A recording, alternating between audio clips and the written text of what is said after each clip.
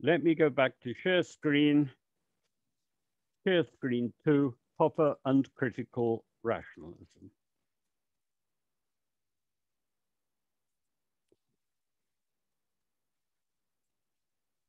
Okay, so this is the introduction to the lecture. Popper was born in 1902 in Vienna into a Jewish family that had formally converted to Lutheranism as a gesture of assimilation. His father was a successful lawyer. He was also an author with a very large personal library. They lived in a large apartment in central Vienna. Popper was intellectually precocious and concerned about intellectual and moral issues at an age when I suspect most of us were just kind of playing. The Popper's flat had a view, not quite this one, over St. Stephen's Cathedral in Vienna, and they were in a block of apartments a bit like the ones, if you can see me pointing to here. Popper has described his early years in his unended quest. There's also an enormous amount of information in Malachi Harcohen's Karl Popper, The Formative Years. Briefly, the young Popper was influenced by pre-World War I pacifist writings and was also introduced at an early age to then current controversies in science. However, his family's situation was transformed by the economic collapse after the First World War. Popper's father lost his savings, and Popper left home and lived in a former barracks along with various radical students. In his mid-teens, he became a Marxist and actually worked as a volunteer in the office of the then tiny Austrian Communist Party. In this connection, however, Popper was strongly influenced by the outcome of a demonstration organized by the communists, and which in principle he'd been in support of. I have seen it by some people described as an attempted push. In this demonstration, a number of workers were killed. Popper was challenged by this as to whether his own espousal of Marxism actually made sense intellectually. And also, it seems with the help, I put a couple of question marks there, because Popper seems to have been influenced in this by reading Sun Tzu and Kierkegaard, although I'm not sure myself that you could describe the effect of Kierkegaard on anyone as being particularly helpful, but that's just a personal prejudice of mine. He seemed to have gone through a kind of crisis in his ideas about reason. There have been arguments subsequently, and Bill Bartley, who we'll talk about a bit later in this lecture, and then at greater length later in the course, there have been arguments as to whether there was a streak of fideism, of just, as it were, having simple faith in particular views at this point, and if there was, as to whether it was a persisting influence. We'll discuss this and Bartley's response in a subsequent lecture. Popper also became concerned with the issue of what made something scientific. Marxists at that time claimed that Marxism was scientific, but Popper was struck by the contrast between their attitude towards what constituted science and Einstein's work.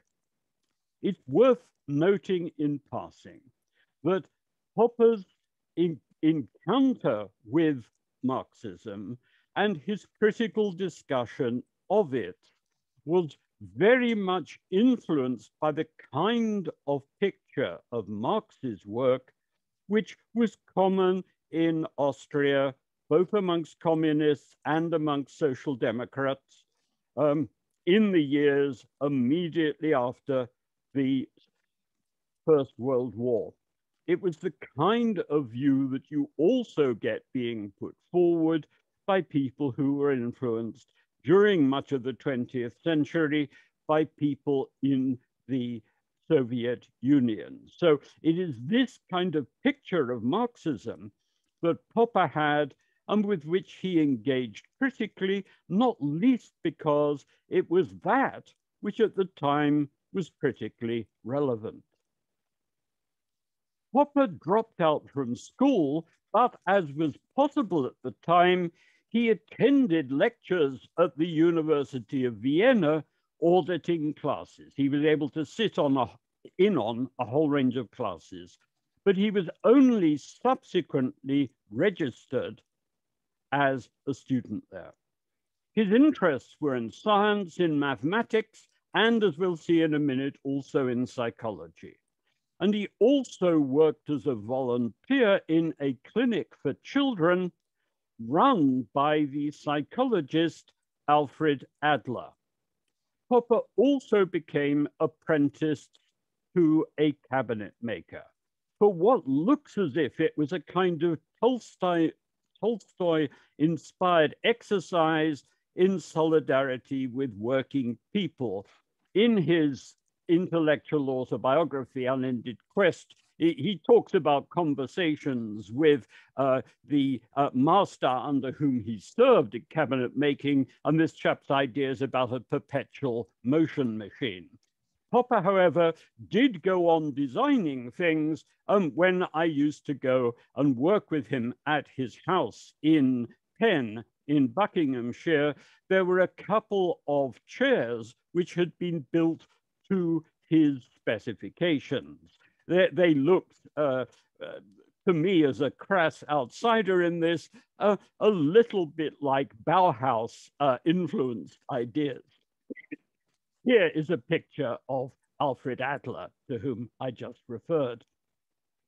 Popper also had a strong involvement with classical music, both older and stuff which was contemporary with him. He's discussed this in Unended Quest. He did a little composing. Music, and particularly a reaction against historicism in music, I'll discuss this in a later lecture when I talk about aesthetics, seems to have played an important role in his intellectual development. He talks about this a little bit in both Unended Quest and in Conjectures and Refutations. As he was counted as Jewish, there was no hope for his having a university career. I might mention in passing that Popper was critical of Zionism. In his autobiography, he had recounted asking Zionist fellow students, but don't Arabs already live in Palestine? This, however, Popper deleted before it was published as a reaction to the violent attack on the Israeli Olympic team in 1972. But certainly these were his sentiments. Popper studied to be a school teacher. He was also involved with a social democrat educational movement. And the social democrats in Austria were strongly influenced by Marxism. Bartley has discussed this in his piece on Wittgenstein and Popper as Austrian school teachers. Harkoen also has a discussion of this in his very useful book on the younger Popper. Bartley's suggestion, however, that a guy called Glöckl, who was an Austrian politician, was of intellectual significance, has, however, been criticized as fanciful. I remember Popper himself saying this to me. Some of Popper's first publications, though, from the period 1925 to 1932 were in journals associated with this social democrat educational movement. These are now available in German in a volume called Popper's Frühe Schriften, early writings. It's not yet translated into English. It would be very good if it were. Academically, Popper studied psychology. Here he was influenced by Karl Popper. Popper has written extensively about Bülow's ideas concerning the functions of language, and Popper has then gone on to elaborate further on these and to develop his own ideas beyond what Bülow had set out. Popper's own work was along similar lines to that of the so-called Würzburg school. They were anti-behaviorist and favored introspection as a psychological observational technique, concerning which they developed some distinctive techniques. Popper discusses this very briefly in The Self and Its Brain. Popper's psychological ideas were apparently particularly close to those of Otto, there's a missing O, there should be Otto Seltz, who took a biological approach to psychological knowledge. Michael Terhak has a book, Popper, Otto Seltz, and the Rise of Evolutionary Epistemology, which discusses some of the parallels between their ideas.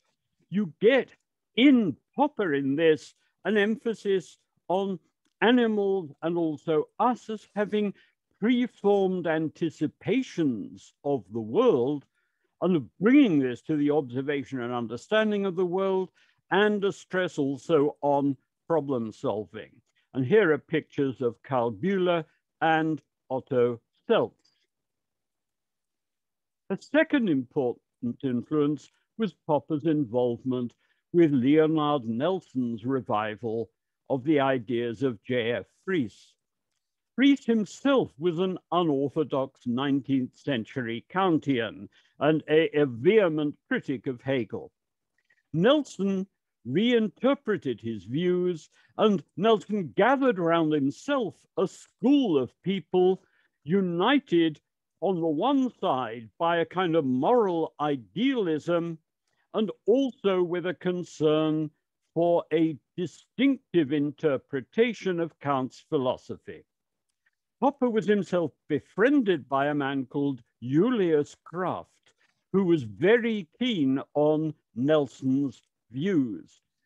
In passing, I might mention that there is a journal called Ratio, which used to be published in both English and German, which Kraft edited, and this was very much concerned with the perpetuation of the spirit of Nelson's approach.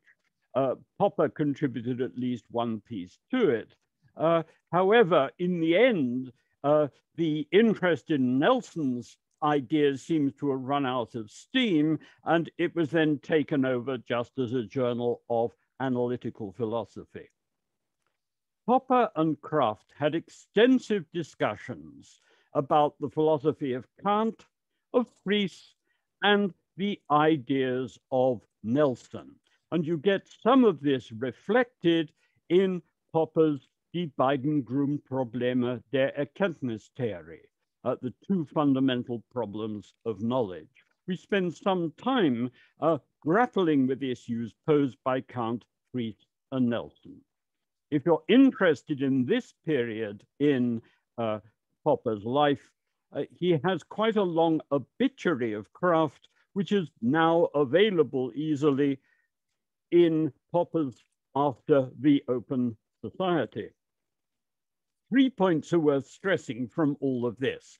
Before I do, just pictures of Fries on this side and Nelson on the other. First of all, Kantianism. Popper was an early reader of Kant by way of Schopenhauer, but he was never a systematic Kantian, but was clearly influenced strongly by, I would say, really critical interaction with some Kantian ideas. These may be found in his political thought, where they add a Republican side to his liberalism in the sense that's been stressed in more recent discussions by Philip Pettit and Quentin Skinner. That's to say, the idea of the key significance of notions of a rule of law, which should apply equally to all citizens, but also to the government, so that the government should be seen as subject to such a rule of law. Kantian influences, however, are particularly influential in Popper's disagreement with empiricism. Popper stressed, and here influences both, it seems to me, from Kant and from Würzburg's style psychology come together in terms of emphasizing the role of anticipations of the world as structuring our experience and the way in which we see things. But on Popper's account, while these things are psychologically a priori in the sense that we bring them to our experience of the world, they are fallible rather than being a priori true or a priori valid. It's in this respect where Kant in part is in disagreement with the empiricist tradition, which tends to emphasize simply the significance of sensations, but also with the Kantian tradition in the sense that while he agreed with Kant that we bring ideas to the interpretation of experience, he also wanted to stress that these may well not be correct.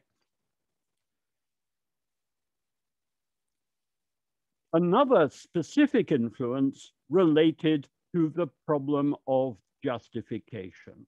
This, in the logic of scientific discovery, Popper develops by reference to priests, who I just showed you a picture of a little bit back. The idea is that if justification is a matter of logical derivation of a claim from something else, then the search for justification leads either to an infinite regress, you justify one thing by another thing, then you have to justify that, and so on, or to dogmatism, simply asserting that something is true, or to what he called psychologism, to the claim that a proposition is justified by an experience. Popper argued that none of these approaches are satisfactory, and in fact, he rejected the very idea of justification. I'll talk about this in the next lecture. What about other influences from Nelson? Nelson's followers played an important role in the founding of the German Social Democrats after World War II. But after World War I, Nelson had been known as a high-minded critic of democracy. What do I mean? Well, he offered arguments along the following lines, saying, look, if you value justice, then it's dubious that you can also be a Democrat. Why? Well, he said, being a Democrat means standing for whatever the majority favor. But they may well reject the idea of justice. Hitler, we might now say, after all, received at one point majority support in Germany. And my own prejudices here showing with Brexit in Britain, with Donald Trump in America, as well as the populism amongst some liberal Democrats in the US, we are again, I think, all too familiar with popular endorsement of poor ideas. And the problem that Nelson raised is, well, look, if this is the case, can we still be Democrats? What was Nelson's alternative? Well, he suggested an alternative model of political organization, which one might see as involving a revival of the kind of view perhaps suggested by Plato's Republic.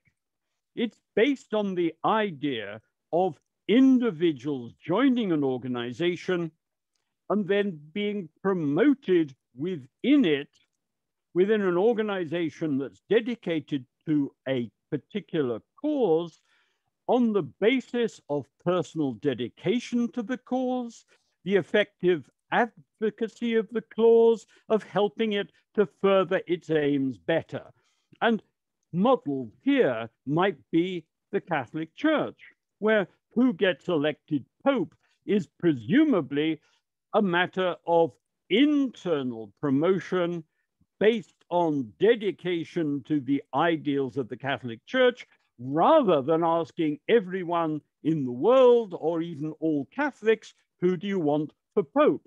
Similarly, who heads up the army? Well, it's done on the basis of this kind of internal promotion. And what Nelson was suggesting was that this kind of thing should be developed within politics. These ideas are set out in English in now quite an old book, published, I think, in the 1920s, in translation, called Politics and Education. It's various essays of Nelson's. But it wasn't just a matter of intellectual ideas. There was a formal attempt to recruit Popper into Nelson's organization. A couple of people turned up and talked to Popper about it and asked him if he'd like to join, and he declined. And I've been told that the Open Society, Chapter 7, on the principle of leadership, essentially was informed by Popper's critical reactions to these sort of ideas. The material about this, there was a guy called Dahms, I think, I could look it up if people want to know, who I've talked to, who interviewed Popper and published part of this interview in which Popper discussed this material with him. It is, as far as I know, only available in German. Popper's interests then shifted from psychology towards philosophy. If you're interested in his ideas on psychology, look, however, at material on psychological themes in Conjectures and Refutations, Chapter 1, in The Bucket and the Searchlight in his Objective Knowledge, some material, a little bit in Unended Quest, and there's also some material relating to this in The Self and Its Brain. Popper wrote a dissertation in psychology, which was largely methodological in its character, and this is now available, but still just in German, but much more easily available than it was in his Frühe Schriften. Popper then wrote two books, Die beiden Grundprobleme der Erkenntnistheorie, that's the two fundamental problems of the theory of knowledge, and Logik der Forschung, which was translated as The Logic of Scientific Discovery. The first of these was unpublished until 1979 and appeared in English only later than that.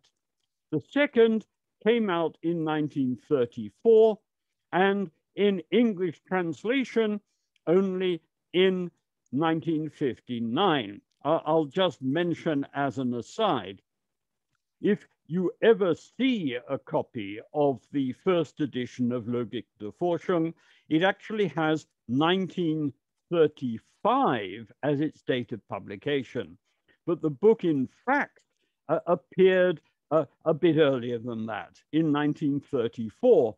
And it kind of used to be an acid test of people, if they'd worked in the LSE philosophy department with Popper or not, if they referred to it, as Popper always did, as coming out in 1934, rather than, as one would normally do, by the date of publication in 1935.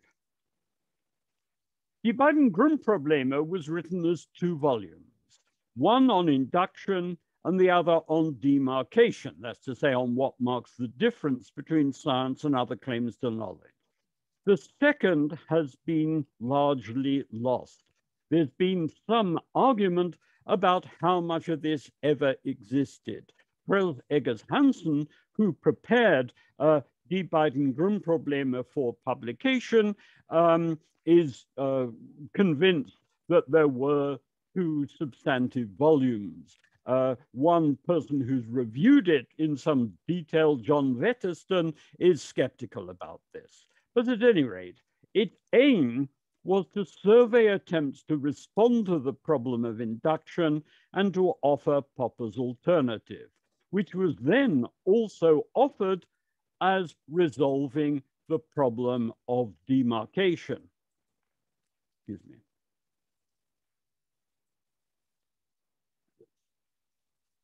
Sorry, I need to go back one. I'm going to have to drop the share for a second and go back for a second.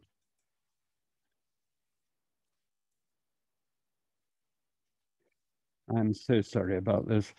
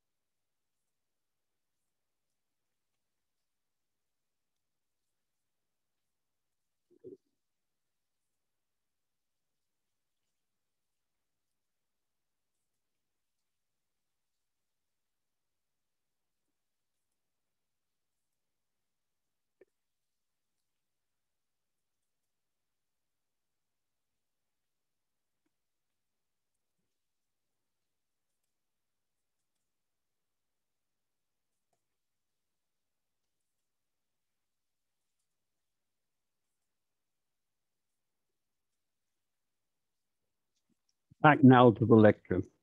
I will today discuss Popper's ideas by way of his Logik der Forschung. Die beiden Grundprobleme is interesting, but it seems to me many of Popper's key ideas appear for the first time in Logik der Forschung, i.e. in the logic of scientific discovery.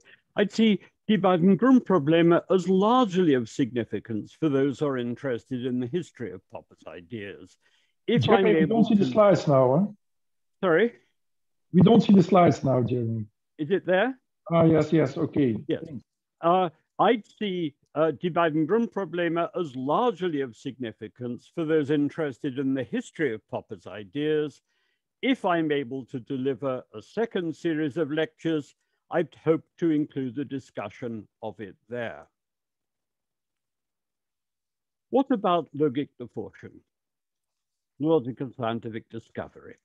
The bare bones of it are really this. Popper accepted Hume's argument that you can't justify induction.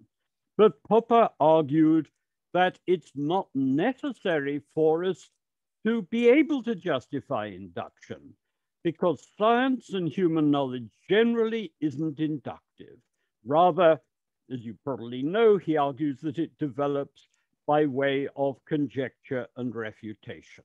That's to say, one starts with problems, one makes unjustified conjectures to resolve them, one then opens one's conjectures to criticism.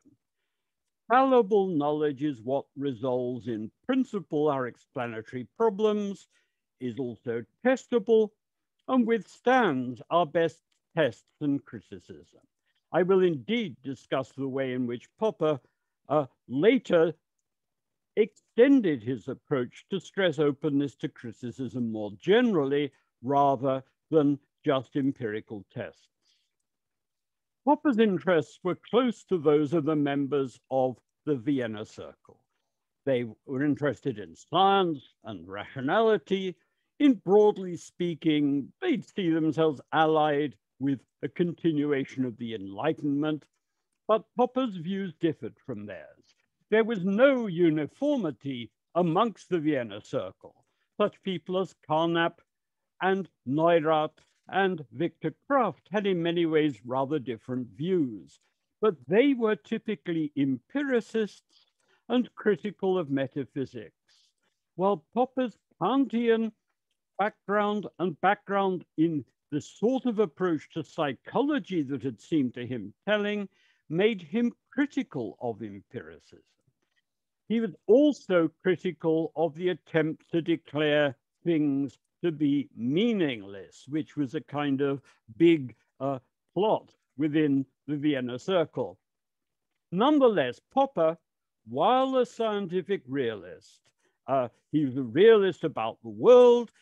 He also thought that science should aspire to a realistic understanding of the world, was himself conscious of holding various metaphysical theories, not least realism. And because of this critical atmosphere, he was made to feel concerned that he didn't have a theory of the rationality of such claims.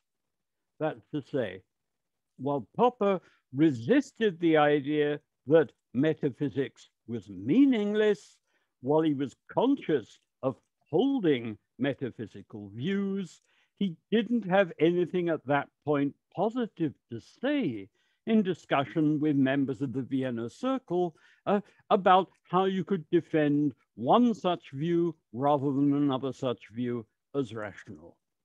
And indeed, Logik der Forschung and the logic of scientific discovery, one might say, is written as if what falls into the realm of reason amounts to mathematics, science, and methodology.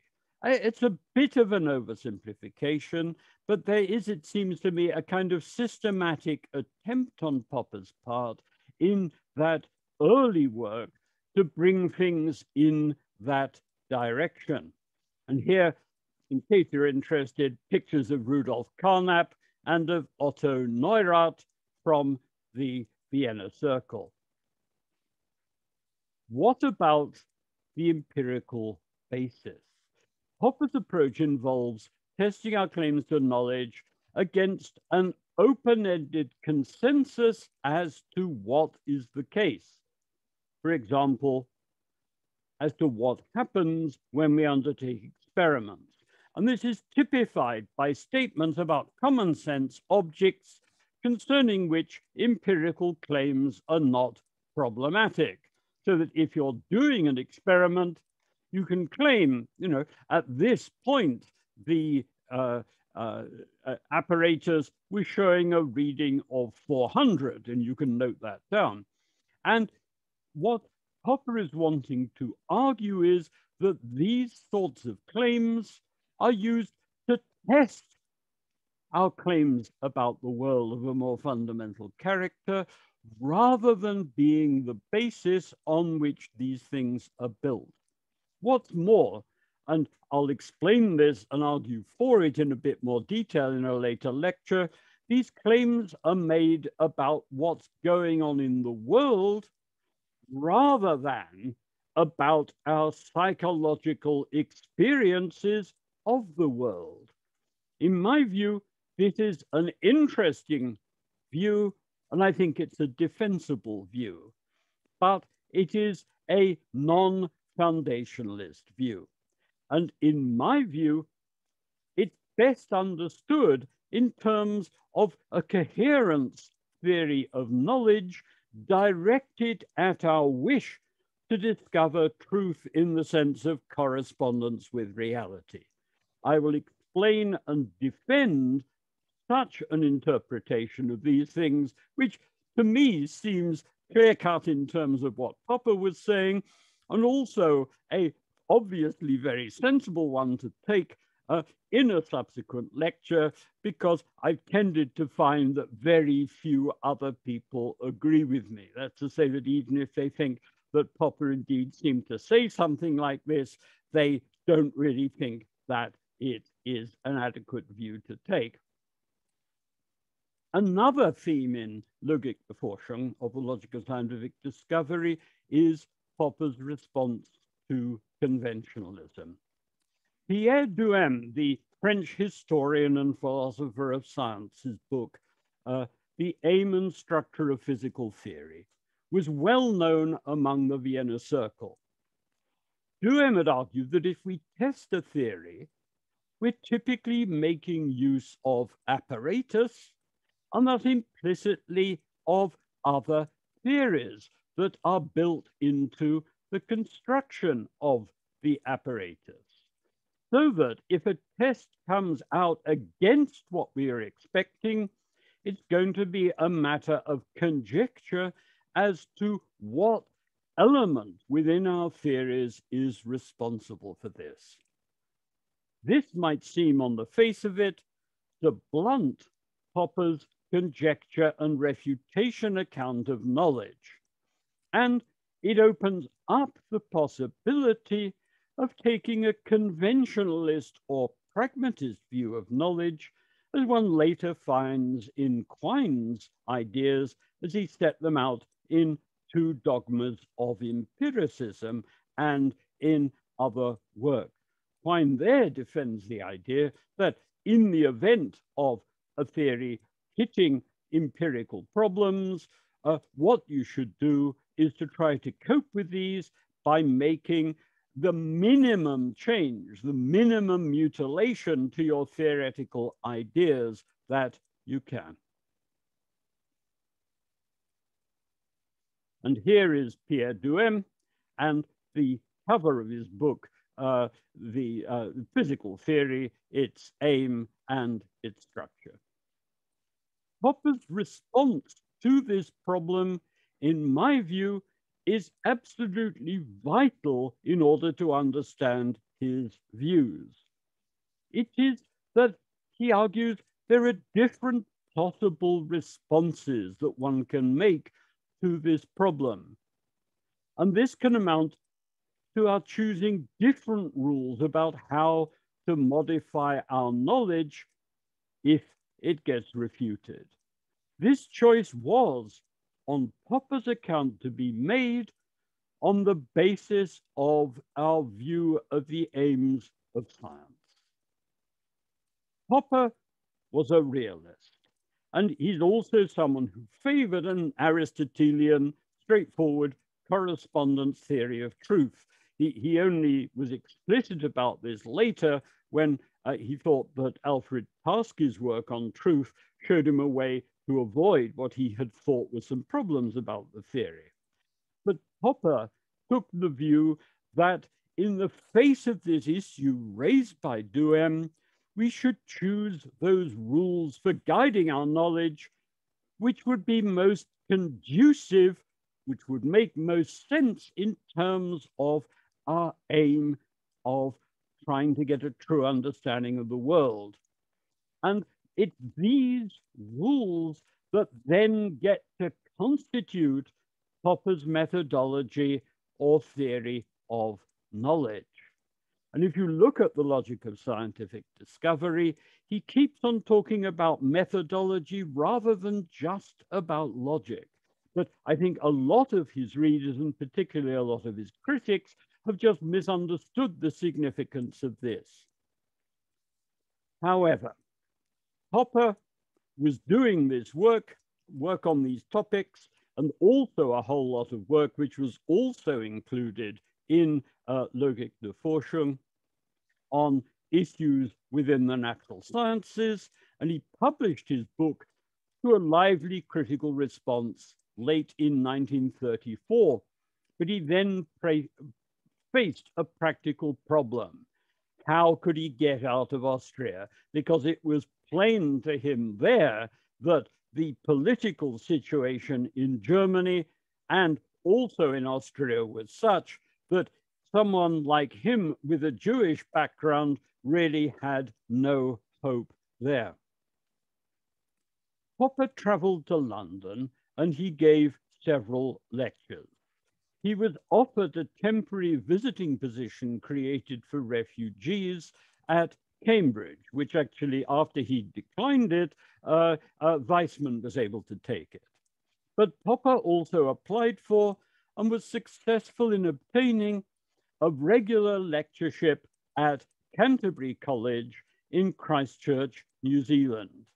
Accordingly, he and his wife set out for New Zealand. New Zealand, if you've had the opportunity to go there, is in many ways a smashing place, but it feels kind of like the middle of nowhere. And if you feel it's isolated now, that is nothing in comparison to what it was like then. I mean, his wife said it was like going to the other side of the moon. The Presbyterian Church, because there was a strong Scottish background then, the Presbyterian Church played an important role in politics and also tended to have a say in university appointments. And the college that he went to had very few books.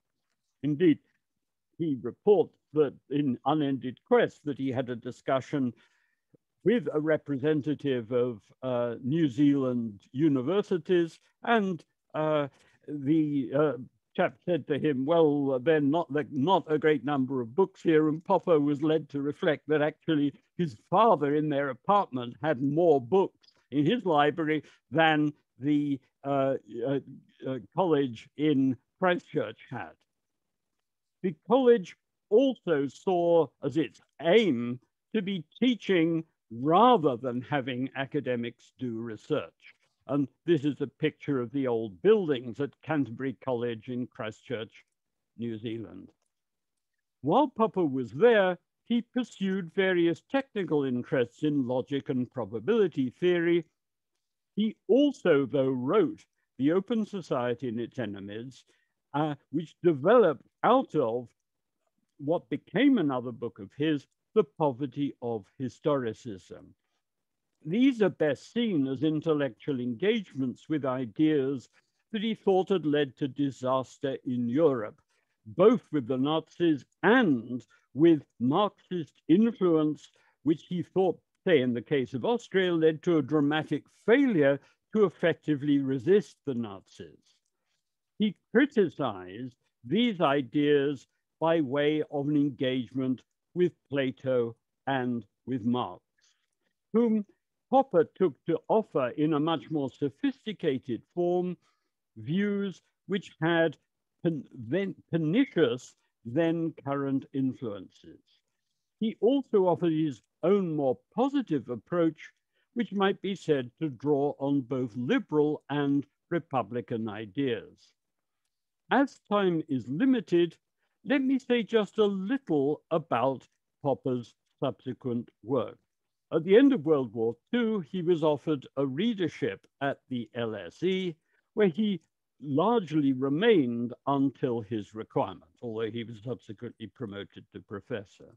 What did Popper do? Well, in part, when he was there, he refined and developed his philosophy of science, including discussions of the role of so-called metaphysical research programs in science, which I'll be talking about later. He also offered a wider theory of rationality so that he could tell you how it's possible to set about offering rational appraisals of some metaphysical theories. He also took his own interests in scientific realism further. He was concerned in this both to work in philosophy, but also to look in detail at various ideas in the natural sciences, which seemed to be calling realism into question. And he did work across a number of different areas in the natural sciences, arguing for the possibility of realist theories rather than things which made no real claim to what was actually going on in the world. Popper also did a vast amount of work on issues relating to logic and probability, with which I'm not going to be dealing in these lectures. He also wrote extensively on determinism and indeterminism, and also on issues to do with reduction and the philosophy of mind. Indeed, there are few issues which aren't addressed somewhere in Popper's work, although he does not write, in his later writings, when he was free of his earlier rather more restricted ideas about the scope of rationality, as fully about some philosophical issues as I think personally it would have been nice if he had. For example, he doesn't go back and discuss further the empirical basis. However, I hope during this course to give you a feeling both for what he did and also for some possibilities that are opened up by his work. Is Popper an analytical philosopher? Popper addressed issues that have been tackled by analytical philosophers. He's certainly not a continental philosopher in the sense of Heidegger or Derrida.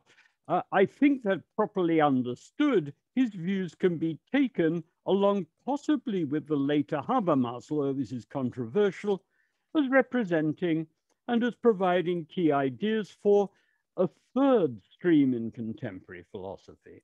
Although some of his work, and that by critical rationalists such as David Miller and Alan Musgrave, is in its approach and style quite analytical.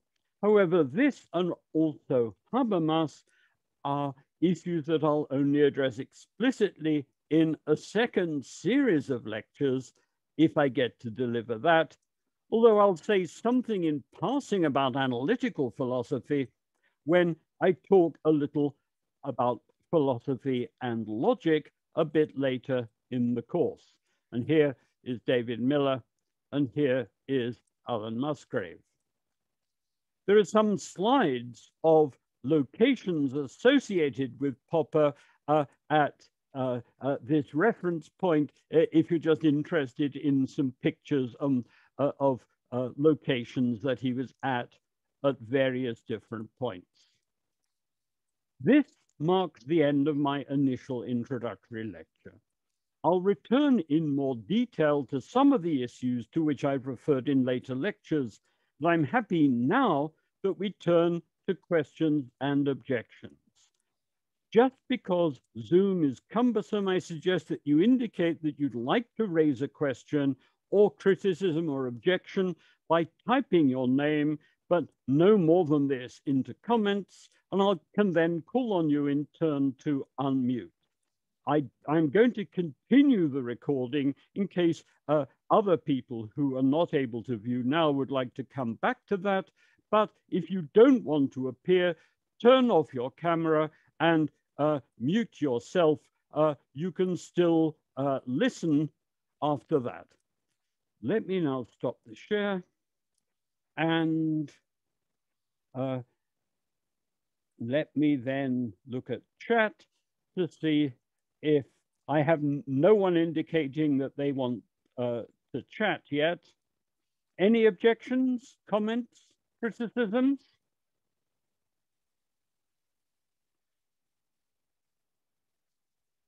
Okay, Lala, can you unmute yourself and ask your question?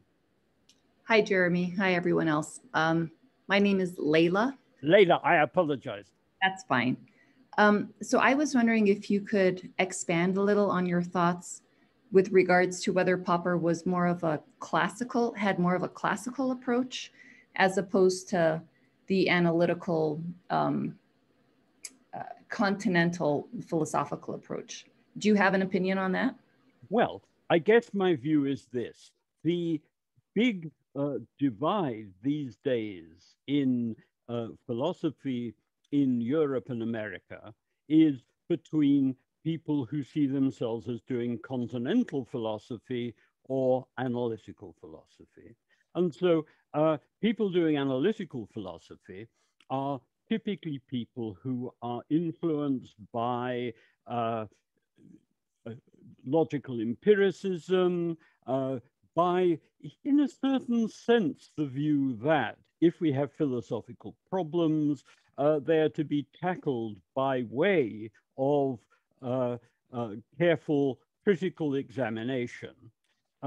People who are writing in this way often suggest that with work being conducted in this way, often by way of making use of formal presentations of theories, we will gradually solve philosophical problems.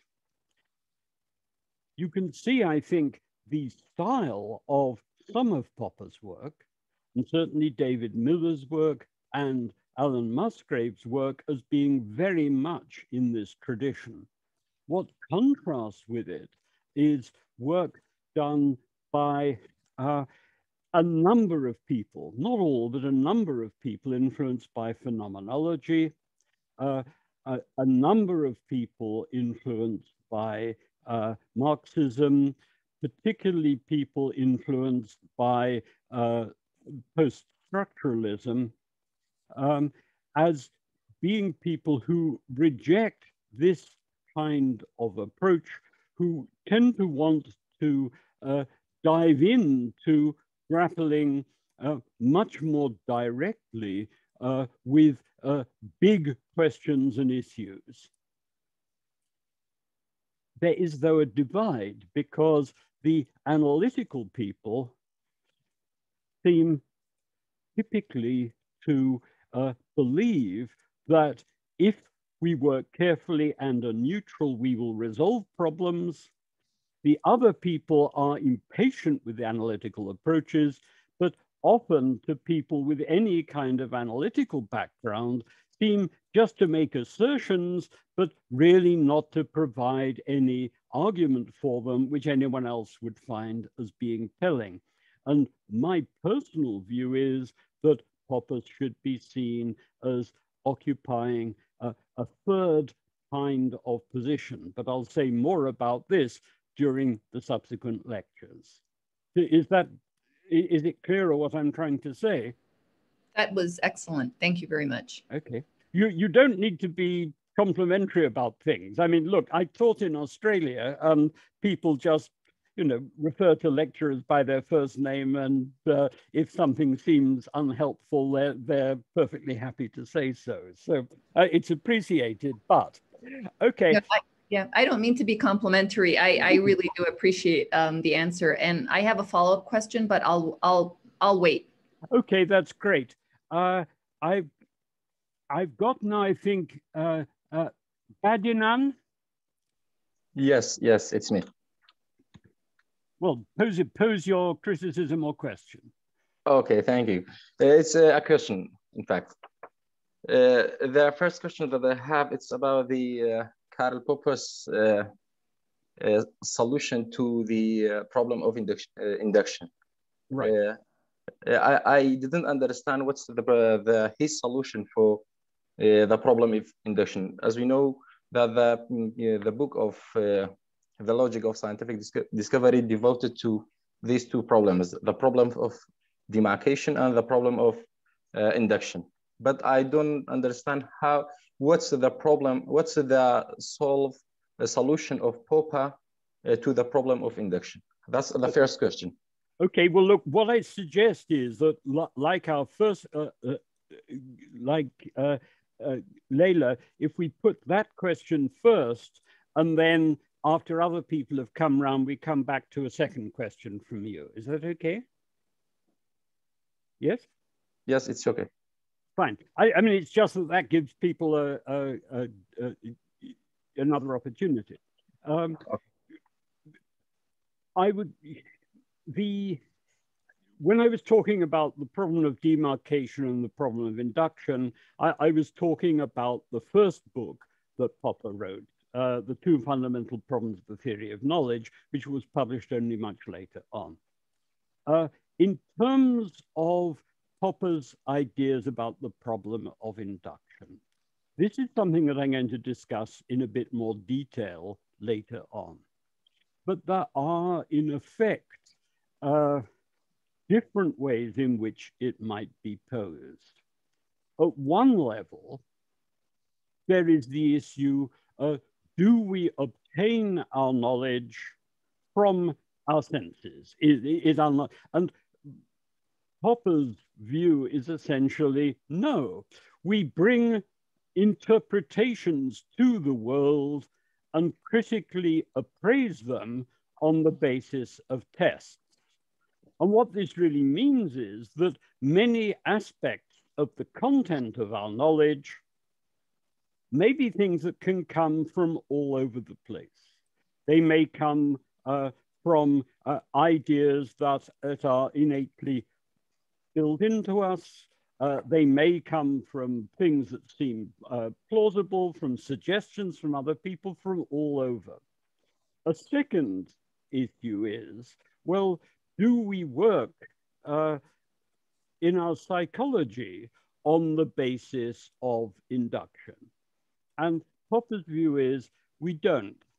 There are a range of arguments for this, but one issue that you might have come across in this context is the problem really that even if you could grant that we had elements of pure experience untouched in any way by any kind of theory, if we could somehow sum these up, and if we could do so in ways that are neutral rather than involving reading ideas into them, there is the problem of how we should extrapolate these. And our ideas here are underdetermined by experience. So it's just not the case that we could, without making presuppositions about things, learn in that way. Well, why should anyone think that we do? Well, this was typically the view that empiricists had given us about these matters. The other issue is really this. You could say, well, look, how for Popper do we learn? And his argument here is, well, we put forward theories and we test them, or if they're not testable, we critically assess them. We make claims, say that I'm looking at a book about Islam in Britain at the moment in front of me. People may just be happy with that claim. Someone could say, no, I'm dubious about that. Can you tell us, Jeremy, how we can check that out? And so you need to give a kind of recipe for how to do it. And the kind of account that Popper is giving of our knowledge is that our knowledge is always tentative, but that it basically consists of ideas that have been put forward, which, if they're right, would explain what we've seen of the world so far, which are also independently testable, and which so far have passed those tests. Now, you might say, well, is this actually sufficient to resolve the problem of induction? And here I would say two things. I personally am a bit skeptical about this, but at the same time, I think that what poses the problem about it is, in my judgment, a problem that nobody can resolve. So I think in this respect, although many of my Popperian friends would disagree with me, I think that there is a problem there, and I'll come to talk about that in a later lecture. I would also say it's not a problem which, if I'm right about its being a problem, I know of any other way to resolve. So we will discuss that a bit later, but that's broadly the approach. Okay. Thank you. Okay, now I've got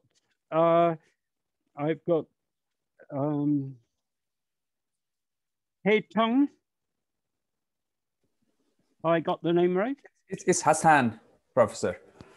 Ah, okay. Hassan then, I'm sorry. Yeah, no problem. Yeah, my name is Hassan. Yeah, thank you very much for your lecture, Jeremy, if I may. My question, I have a question, not an objection. The question is about the influence of pre-Socratics on Popper. You didn't mention that, and we know that some of the approaches that Popper took, for example, that Popper thinks that everything can be criticized, even fundamentals. And this is one of the criticisms by people like Thomas Kuhn, that Popper in fact equates empirical science and metaphysics in the sense that everything, even fundamentals, can be criticized. And this is the influence of pre-Socratics on Popper. What's your judgment, your thought about the influence of pre-Socratics on him? Well, Popper was certainly interested in the pre-Socratics. I think that he was struck by the way in which there were some resemblances between his ideas and those of Xenophanes. But I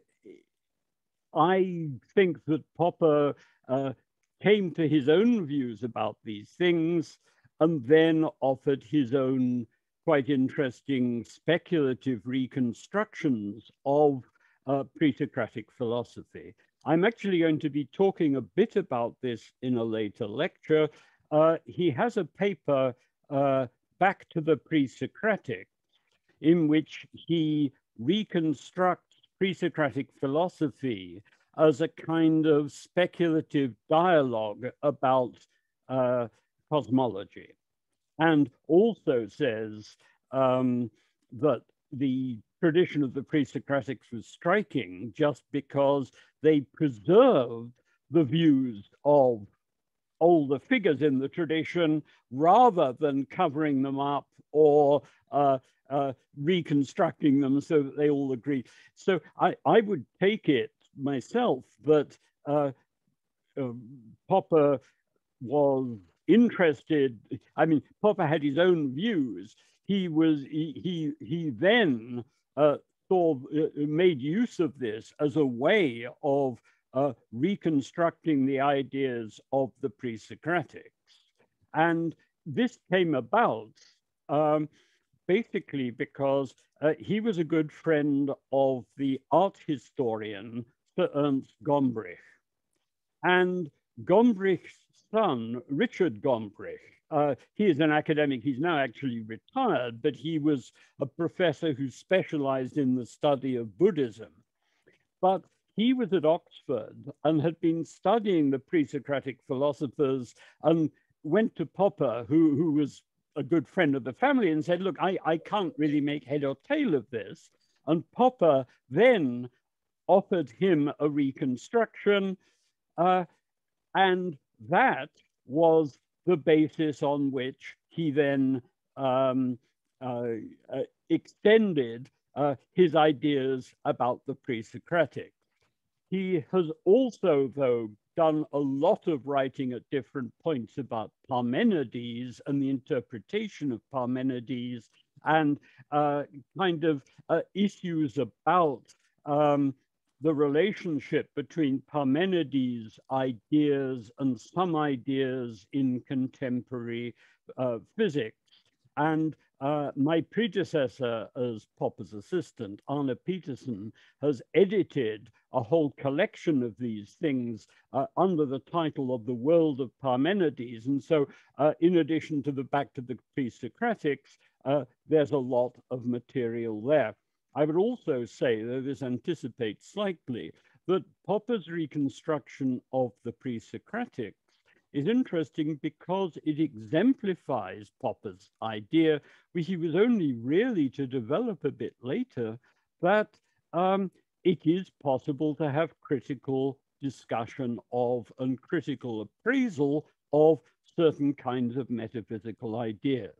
And you can see back to the pre-Socratics, along also with his discussion in philosophy and physics of Leibniz's criticisms of Descartes as being exemplars of the kind of approach that, had Popper had it at the time, he could have said to people in the Vienna Circle, look, metaphysics isn't arbitrary. I can show you how it's possible to have critical appraisals of metaphysical ideas. Okay. Yes, thank you. I appreciate it. Now, can I just go down the list? I've got Carlos Verdugo next. Actually, Jeremy, I think I had another follow-up question before Carlos. Yes. Is that okay? Okay, I was planning to give everyone a first try and then come round to a second round. Okay, that's fine. Thank you. Is that okay? That's fine. I will say though, my follow-up question was actually related to Hassan's question. So okay. There may be an opportunity. Well, but by all means, come in on that basis. That's fine.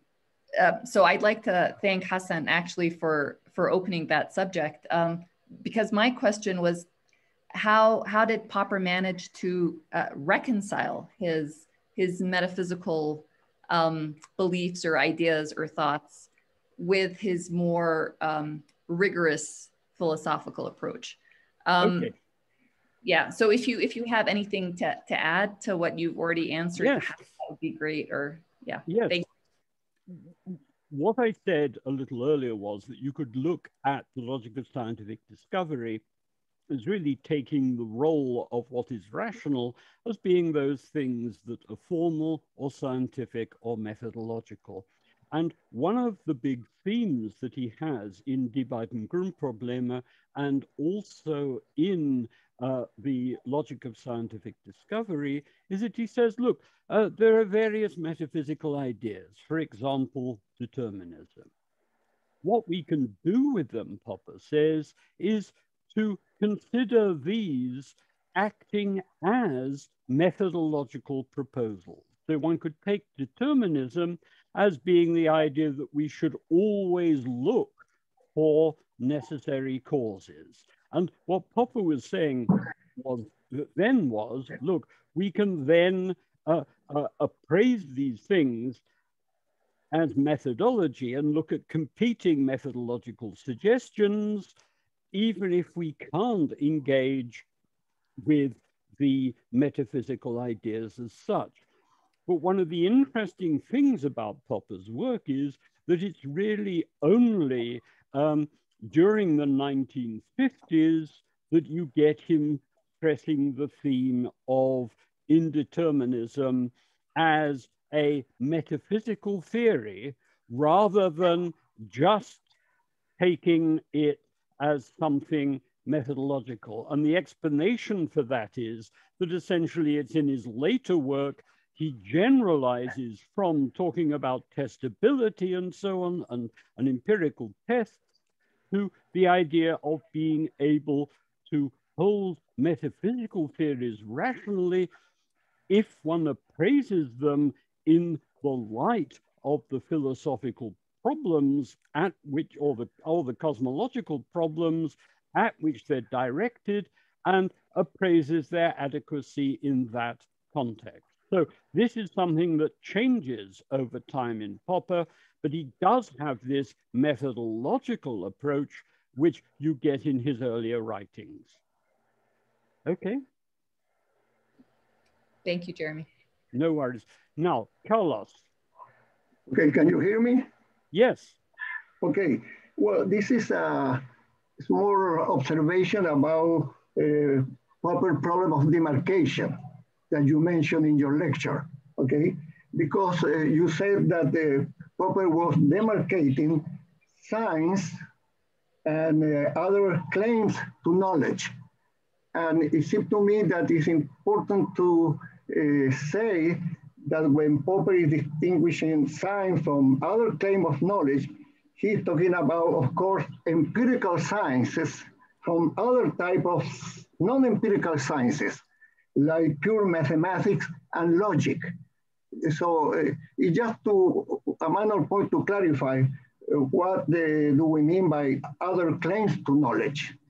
If by knowledge we understand pure mathematics and logic, actually. Well, I guess what I'd say is this.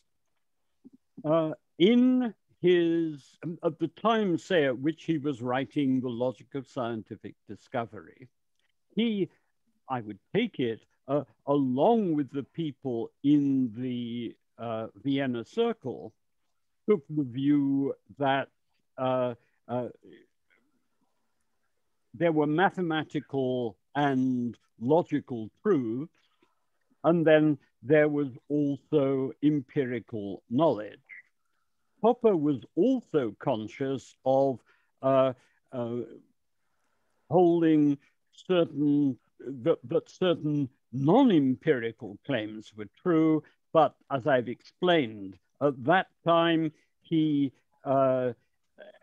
didn't have anything to hand, as it were, on the basis of which he could give an account of how it was rational to hold one such theory rather than another such theory. Later, he developed that. Now, in terms of the status of mathematical knowledge, Popper, I think, was intrigued by the ideas of Imre Lakatos, who attempted, in effect, by making use in part of ideas from Poljar's writings about mathematical heuristics, in part from his own work on aspects of the history of mathematics, in part from ideas in Popper, but it seems also in part from ideas which he claimed to derive somehow from Hegel's logic, but where there may have been a lingering influence of the fact that he worked with Lukács at one point, that one might be able to extend a more fallibilistic approach into the philosophy of mathematics. Popper, I think, found this intriguing. I'm not sure that he found it altogether convincing. And alas, in many ways, what Lakatos himself wrote about the status of mathematics was really rather limited. And I think it would have been fascinating to see where he would have got to if he'd taken that further. But what you then get in Popper himself, as I've suggested, is the idea really that you can extend the broadly critical approach in Popper to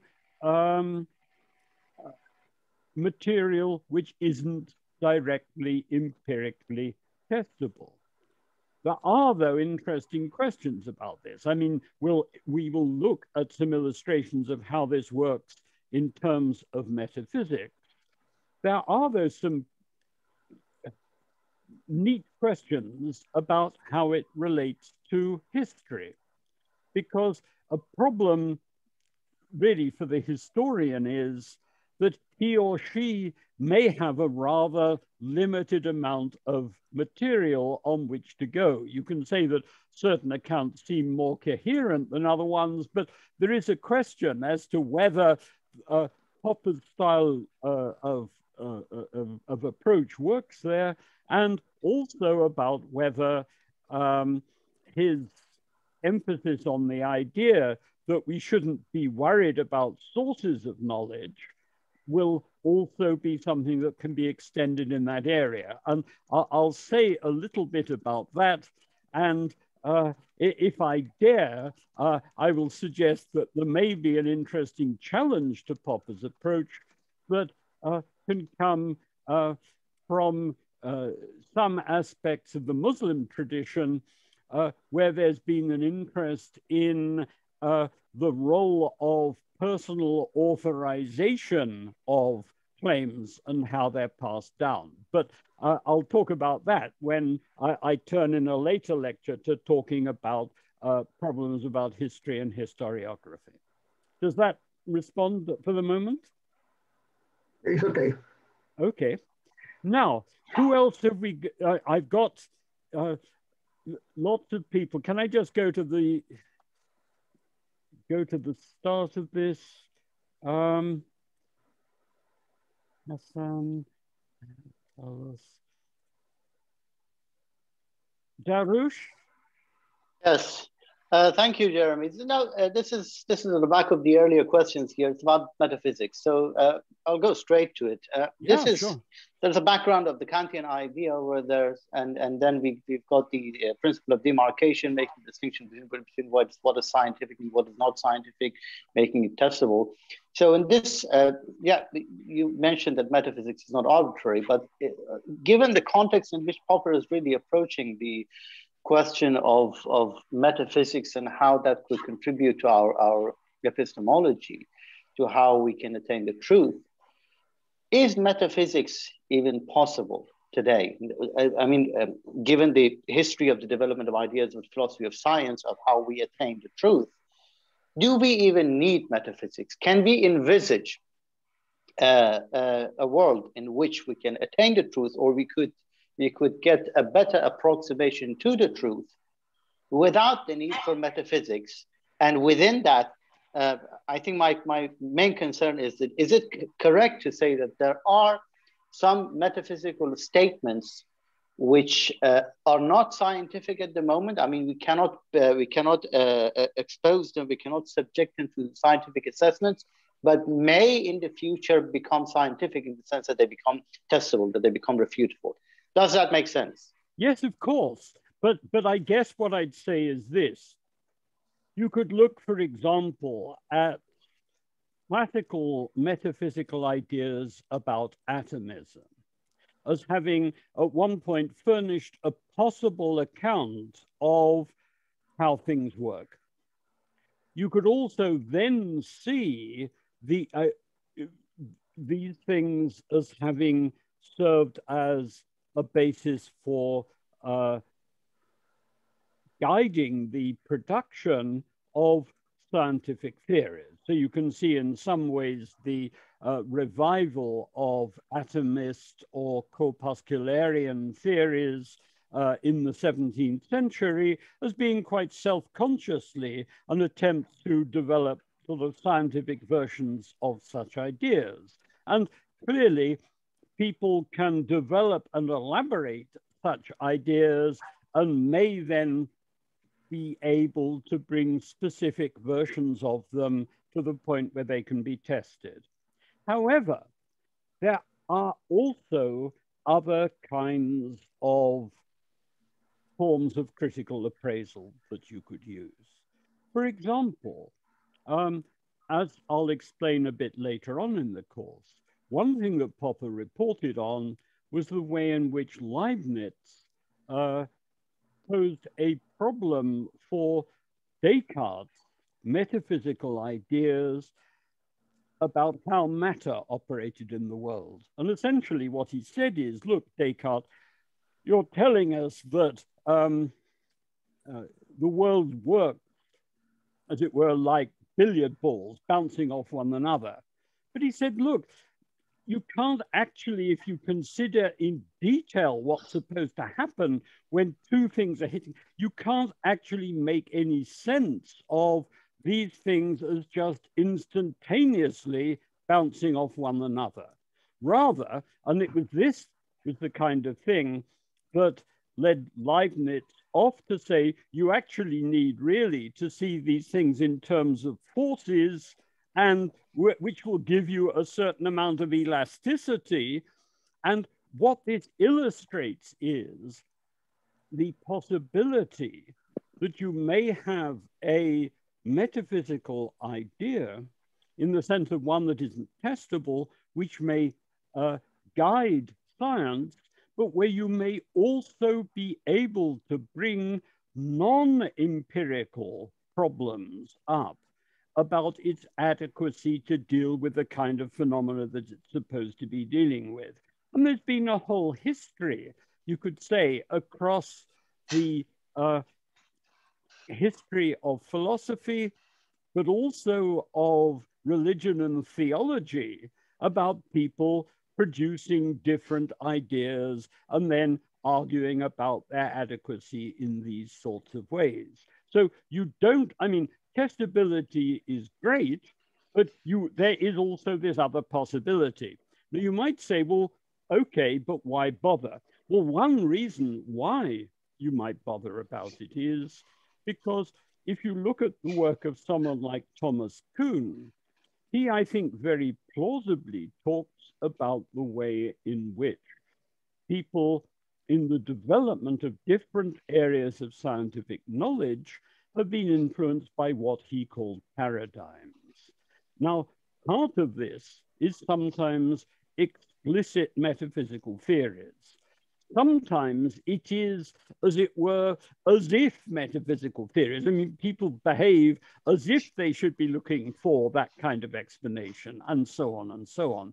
But Popper's approach, I think, invites us really to spell out what is going on and to engage with it critically, and where we may see that some things which we've been attempting to do by way of detailed scientific explanations actually aren't really going to make any sense, because there is lurking behind them a more fundamental problem that approach hasn't yet been able to get over. And so it's in this respect that I'd say that Popper's approach, which is developed over time, is both quite a wide one, but I think also a very useful one. Thank you. Thanks. Now, can I go down the list and see? I've now got Hey Tung. Yes, sir. Yes, it's me. Yes, can you hear? Yes. Yes, sir. My question is, I will just go straight since. Yes, please. Yes, I heard you mention that Popper doesn't think that is necessary or possible to justify, since it leads to infinite regress, and it reminds me of that what he said about defining terms. I think somewhere in Conjunction and Refutation that he criticized to those who are keep telling to define terms, and it leads to infinite regret. So I think it's just my opinion that it's he trying to be criticizing the Wittgenstein idea of making language such a big deal. Well, you've raised several issues. First of all, what he said about definitions and defining terms. I think that Popper is all for the idea that we should, if it looks as if it might be useful, to try to clarify what we mean by things. I mean, for example, if someone put a question to me and I thought I'd understood it, and it was clear from the look of them, if I could see their picture, that what I was saying, I mean, it was, I just was clearly missing the mark. It might at that point be useful for me to say, look, I'm sorry, have I misunderstood you? Could you say a bit more by what you mean about this particular term? But I think in Popper's view, this is something which we should get into only where we hit a problem, and we should continue with it only insofar as it is necessary to actually resolve that problem between us. For Popper, there's no way of, as it were, ultimately clarifying everything. The second thing is Wittgenstein. Popper was very critical of Wittgenstein's ideas in the Tractatus. He was highly unsympathetic towards the ideas of the later Wittgenstein, although in some respects, I think, there were commonalities between the ideas of Popper and the later Wittgenstein. A review by Paul Feyerabend, who knew both approaches quite well of Wittgenstein's philosophical investigations, really clarifies the commonalities quite well.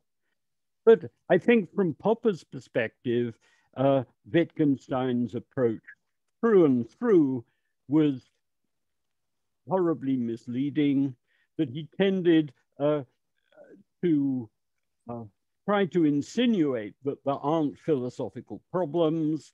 He seldom actually set out ideas in such a form that they could be critically appraised, but he seemed really to be someone who had an enormous and powerful influence over the people who interacted with him. And so certain kinds of ideas became very influential in a range of different ways.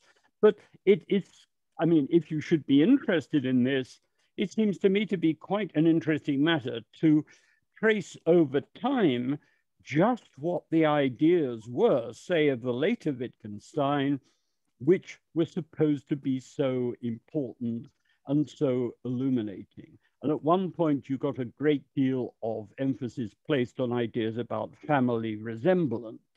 This now just seems to have kind of disappeared.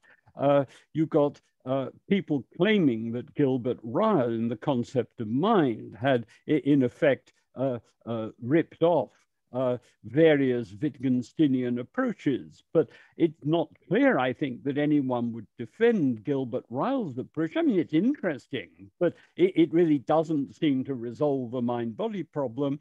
And I think that what's really needed in terms of Wittgenstein, and particularly the later Wittgenstein, is to take a fairly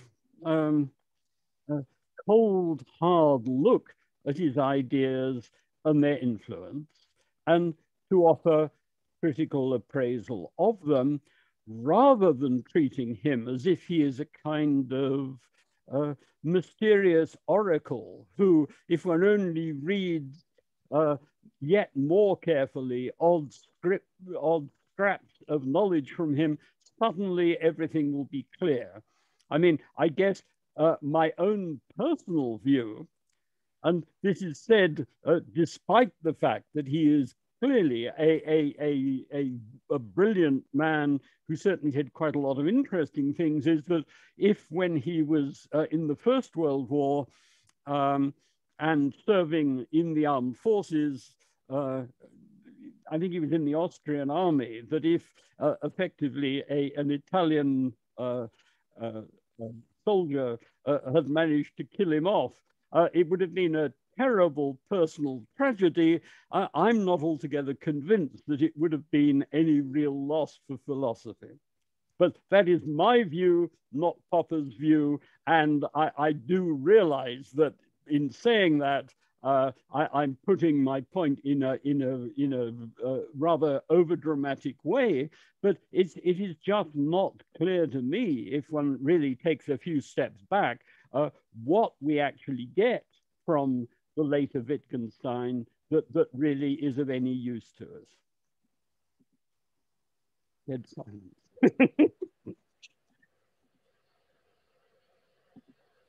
Isaac, sorry, I don't know what your reaction is. Yes, sir, yes, I will wait. Other follow-up question. Yeah, that's fine. Now, I've got other people in the list. I have Badinan is now in the list again. You had a second question? Yes, I have. Yes. You may consider the second question. It's a silly question, but no. It's still a question. My MA was on Karl Popper's perspective of about historicism, and I translated the poverty of historicism to Kurdish language, and also I'm about to finish the translation of the All Life is Problem Solving. But still, there is a question that I cannot answer. I find the answer for this question. Yes, of course. His perspective, I mean, Karl Popper's perspective, we can see in his writings, almost all of them, he is individualism in the methodology, I mean. But he wrote his book about, he entitled it about the open society and its enemies. As we can see that the society, the word of society is, it's generalization. It's a kind of generalization. He could say that the open mind or the open individual and its enemies, not the open society and its enemies. Don't you think that it's a kind of contradiction in the Karl Popper's mind? I think you're raising an interesting issue, but I don't think that there is a problem in what you've said, but I do think that there are a couple of problems concerning Popper. Let me try and explain this just in that area. I would take it that for Popper, when he is criticizing historicism, he is critical of essentially teleological views of history, either of a religious character or as one gets them within Marxism. And this also spills into his view that into his views about aesthetics, where he's critical of the view that art or anything else has an intrinsic direction to us, which, say, the leading artist should anticipate and so forth. I think, though, that he ethically is very much an individualist, and he also wants to talk about people as acting in social situations. And I think that in his view, a lot of our problems are institutional ones. I mean, one of the key themes coming out of his work is an idea that he takes over from Immanuel Kant of the notion of the rational unity of mankind. Whereas Popper interprets this, it's a matter of his saying, look, not all of us can initiate ideas, but any one of us may well be able to voice pertinent criticisms of how they work. Now, if you take this seriously, it seems to me that if people are interested in Popper's work, they should immediately be led to the question, how do we enable ordinary people to give effective feedback that something is working really badly? I mean, I was assisting with a local charity here because I'm retired and have a little bit of time for that. And you've got a situation here where there was a man who used to work as in forestry, doing sort of cleaning up with chainsaws of trees, but he damaged his leg, and he's a big, strong, but very fat bloke. And there is now, given that he can't actually stand up properly, there's nothing really that he can do. I mean, you couldn't say to him, you can work in a shop, because, I mean, he's a sort of tough guy. And yet the system was one where he has to keep going and making pointless applications for jobs on a computer system every 2 weeks. And there is no mechanism that allows him to say, look, this is just craziness. I mean, I'm now 65. There is no prospect of me being able to get a job of the kind that's available in this area, given who I am and what I've done.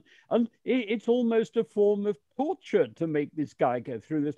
But right across societies, you have all sorts of things where they don't work. And ordinary people could tell you that they don't work and why they don't work, but there are no mechanisms to get this criticism in and effective measures taken. Instead, you typically get people thinking that if they complain loudly, then miraculously things will right themselves, but they don't. There were, though, these two other problems, and then I'll come back to you. The first of them is that I think Popper doesn't recognize, and I think that he should, the significance of institutional constraints on us. And there is a sense in which, if systematically in a society we do things in certain ways, then there will be other things which look attractive, which we can't do at the same time. And Popper, I think, doesn't give, as it were, sufficient weight to that, or really build in how we can have a system for checking our ideas and hopes by that kind of theoretical knowledge. I won't go on because you're obviously bursting to come in on me, so do your follow-up. Thank you. But what I meant by the individualism of the Karl Popper's ideas, I mean the individualism in the methodology. Popper in the Poverty of Historicism indicate that we have to be selective when we do researching. Generalization, he rejects all of the generalization, and he thinks that it's kind of unscientific, non-scientific. No, I don't agree with that. I mean, we have to be selective. I mean, they're going to be two different kinds of things.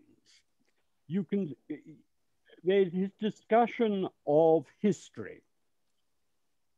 And concerning that, his view seems to me to be rather like that of Max Weber and some of Weber's predecessors, just in the sense of saying there is almost this incredible tapestry of human history and life, and we make selections out of this. So that, for example, it's been the case that with the rise of socialism, you get then labor history being constituted as a historical subject matter. It just wasn't something, I mean, it was obviously there, but it wasn't something that people were interested in that kind of way.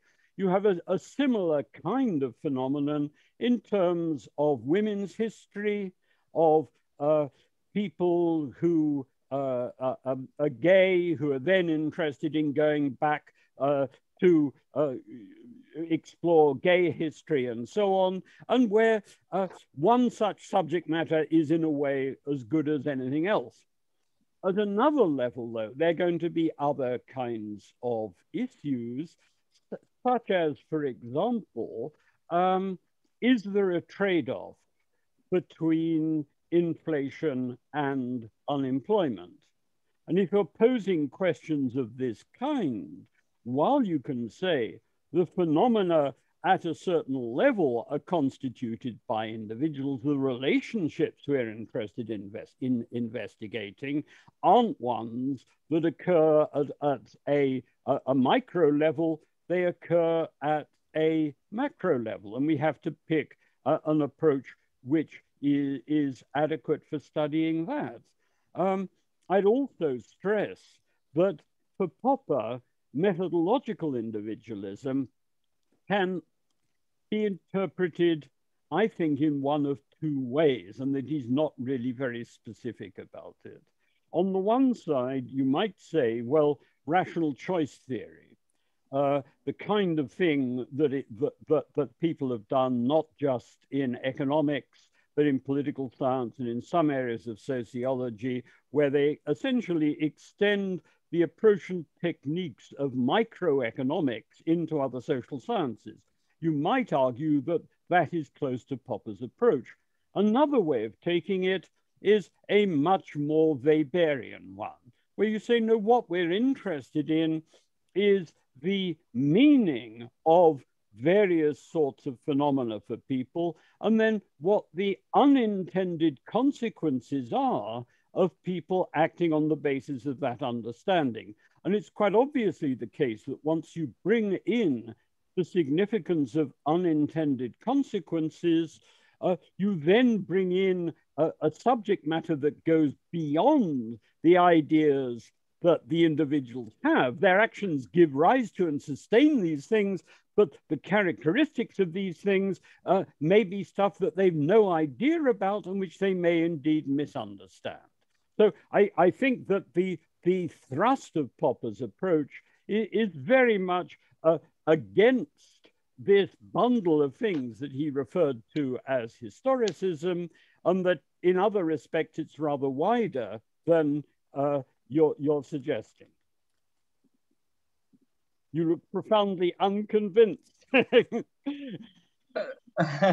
In fact, I read one of the quotes in the Karl Popper in the Poverty of Historicism. He said that even in natural science, we cannot make generalization. That was the point of me. But he even in natural science.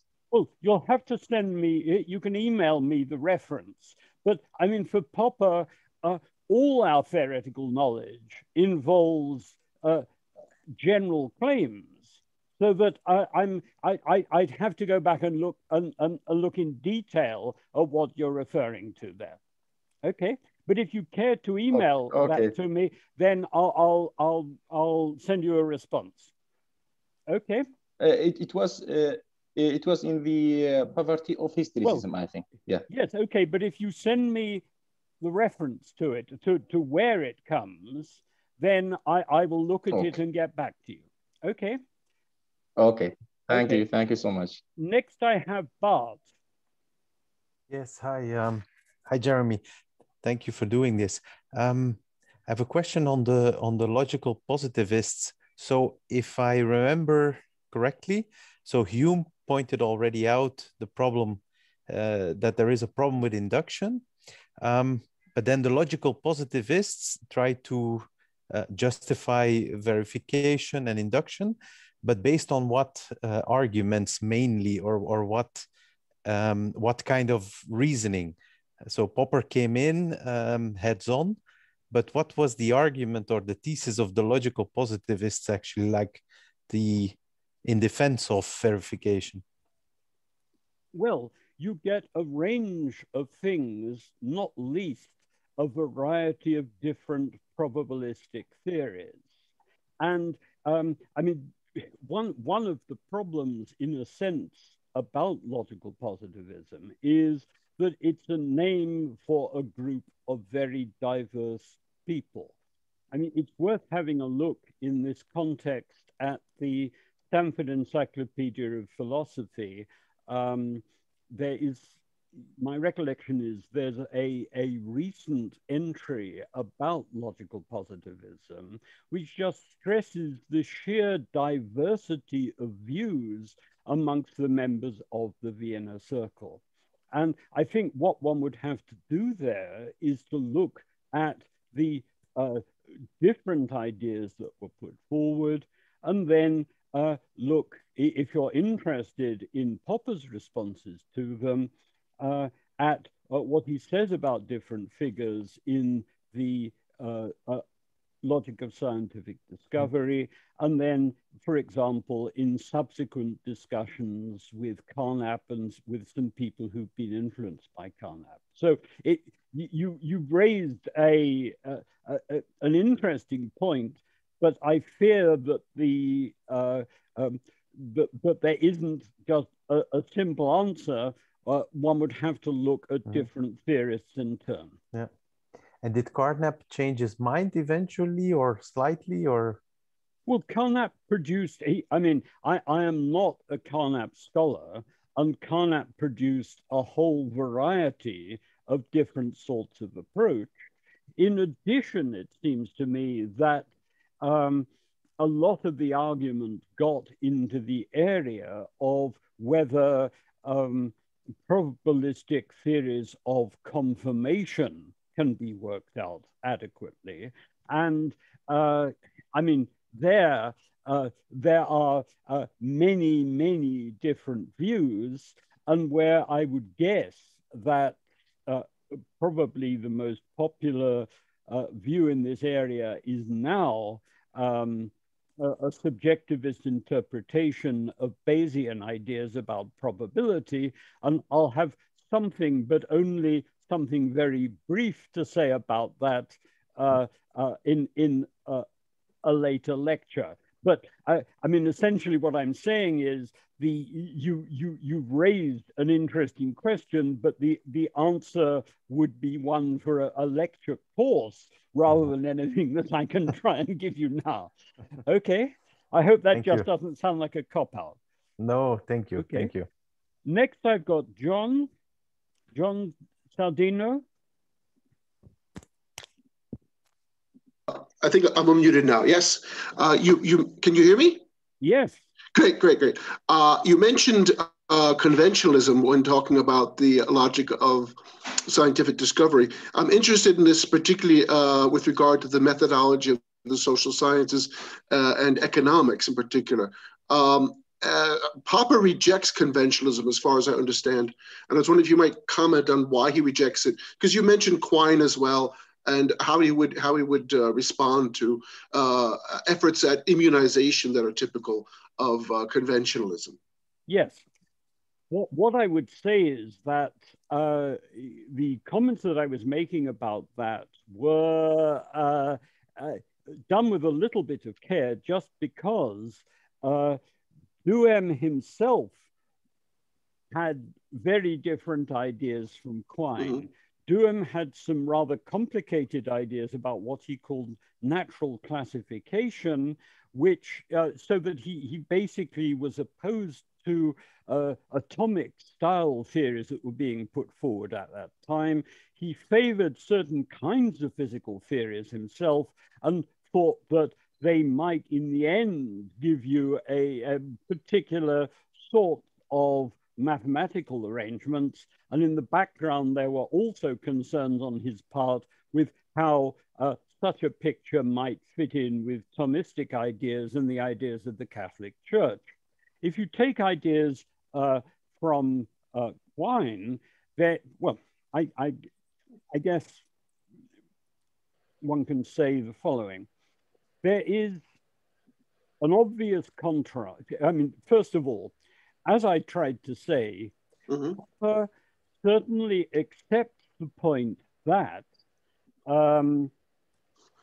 if we test a theory, we are typically bringing other theories and assumptions along, which if our test doesn't work out as we were hoping, we then have a question, what do we apply, what do we conjecture was responsible for the problem?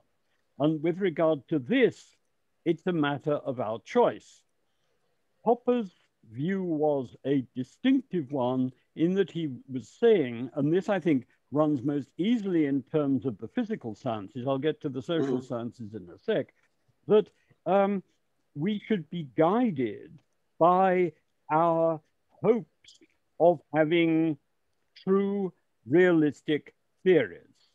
And what this means is that we shouldn't just make minimal changes in our system if they serve to protect our pet theories from possible problems, if we can think of good ways to change our system of theories and initial conditions so that they actually say more and are more testable than what we were saying before, then that is fine.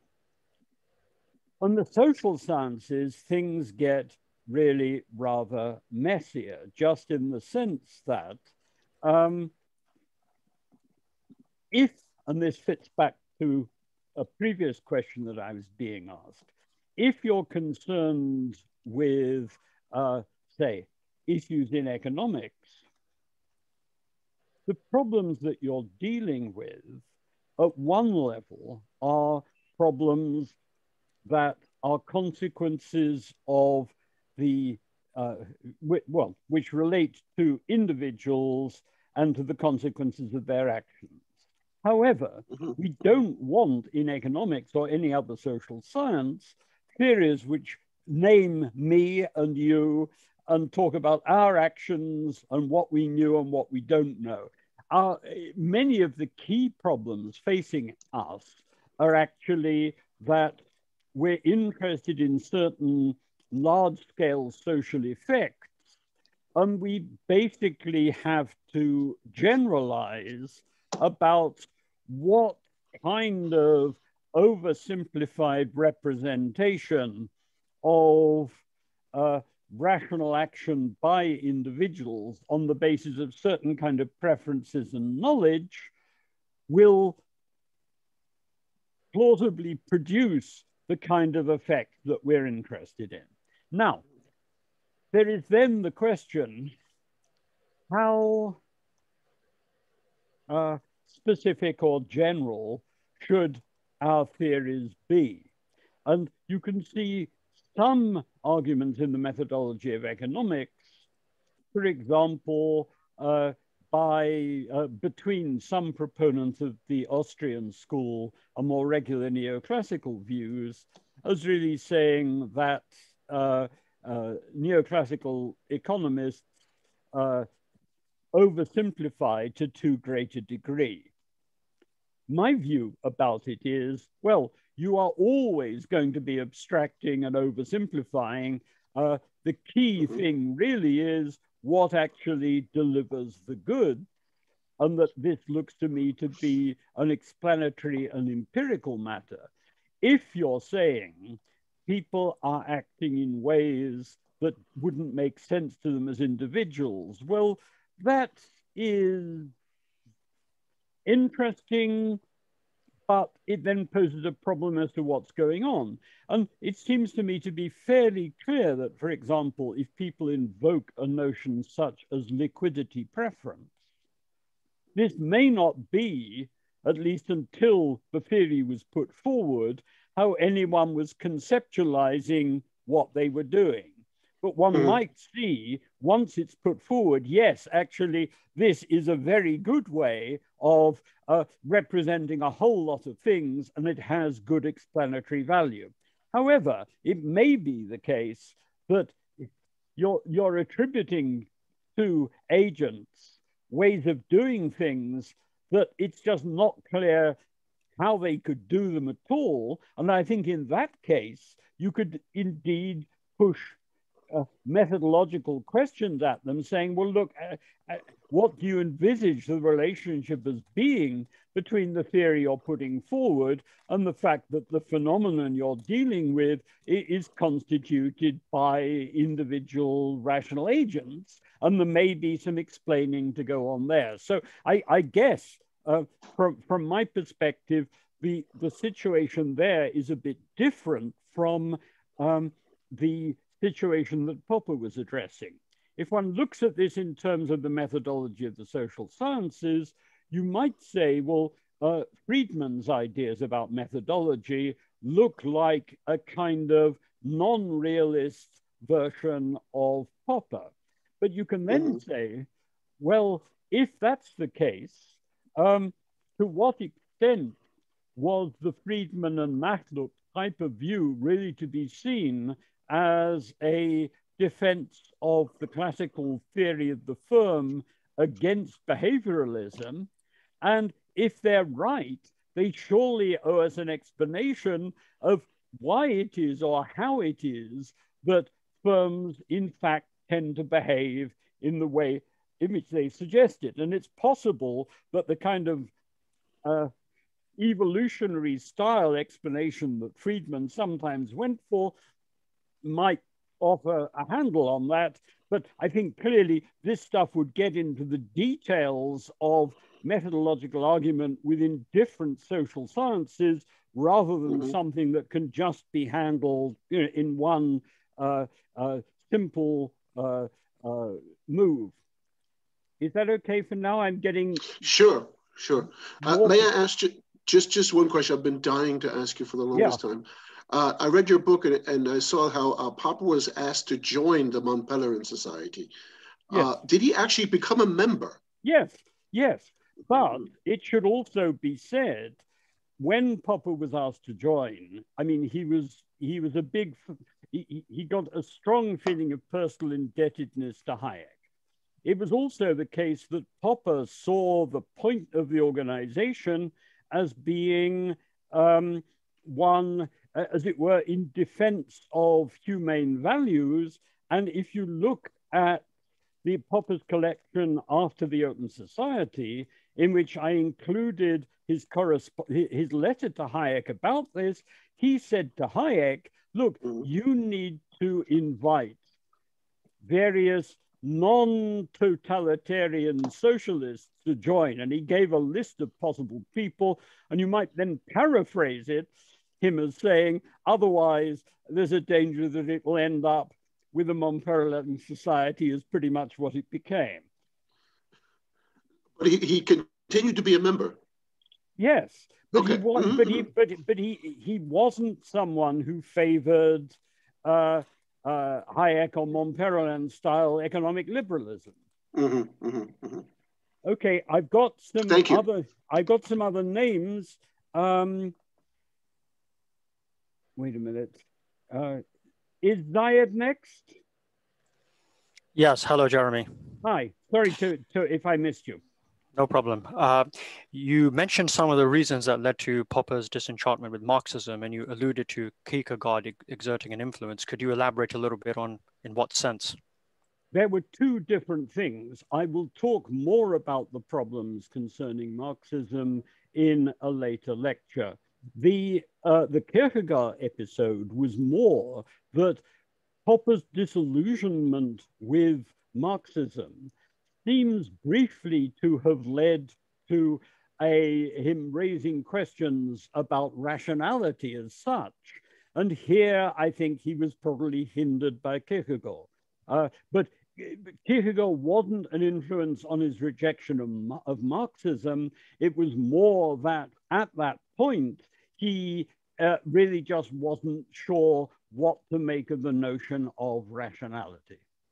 Okay.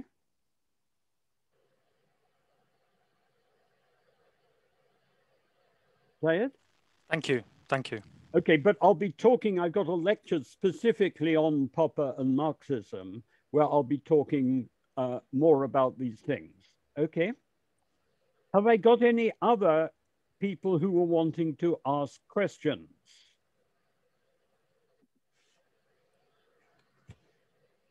Well, if not, we've got to the end of 2 hours. I think that you guys really should have by now had about enough of this. And I would suggest that unless someone else wants to signify that they'd like to ask a question by raising a hand, is that a hand from you, Ethan, or have you asked a question? Jeremy? Yes. This is Layla. Hi.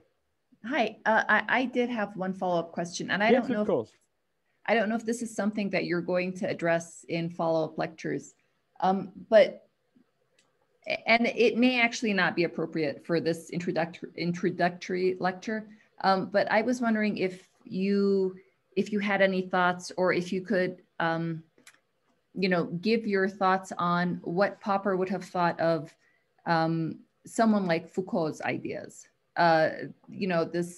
This increase in individualism and self-identity and the lived experience, how Popper's interest in psychology and human nature, how that would have impacted his thought on that.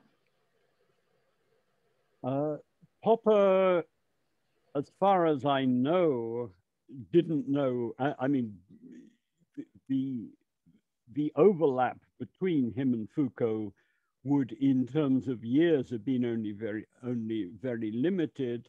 And I think that if he had looked at some of Foucault's early work, he might have expressed, as he did with regard to Thomas Zast, a certain sympathy with some of what he said about aspects of the history of mental illness.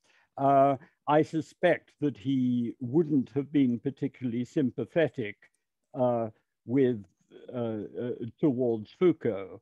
I certainly have my own prejudices about this, which I would be very happy to share with you, but I think it wouldn't be fair to put them at the tail end of a lecture on Popper, because I have no reason to suppose that he might endorse what I'd have to say. So I think on that, I mean, personally, I take a rather dim view of Foucault, but and I'll be happy, in fact, to, if you send me an email, I'd be happy to look out and send you something that briefly explains that, and then we can open up a separate discussion. I certainly will. Thank you so much. Okay. Are you okay with us calling this a day, because we've gone on for a couple of hours? I apologize for the lacuna at the beginning of the thing. I clearly pressed the wrong button and then got into endless difficulties. I promise that I will have that sorted out for next week. Thank you all very much. Thank you. Cheerio. Thank you, Jeremy. Bye-bye. Bye-bye.